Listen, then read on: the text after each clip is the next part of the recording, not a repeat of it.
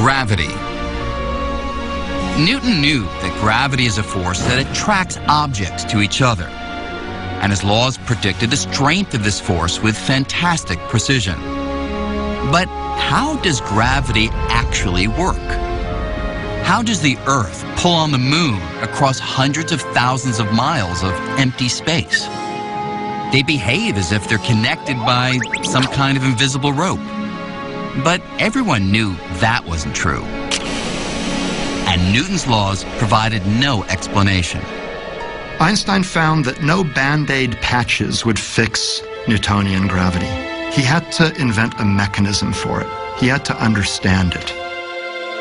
After puzzling over this problem for more than 10 years, Einstein reached a startling conclusion. The secret to gravity lay in the nature of space-time.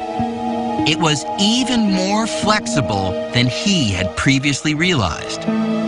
It could stretch like an actual fabric. This was a truly radical break from Newton. Think of this table as space-time, and think of these balls as objects in space.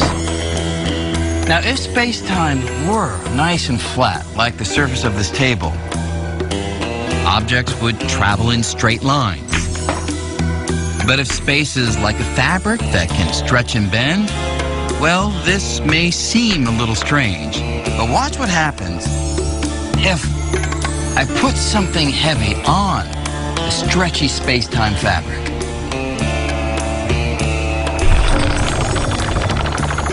Now, if I take my shot again,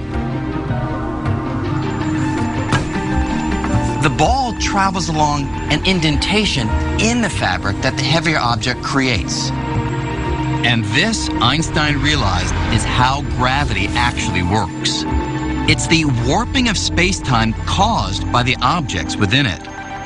In other words, gravity is the shape of space-time itself.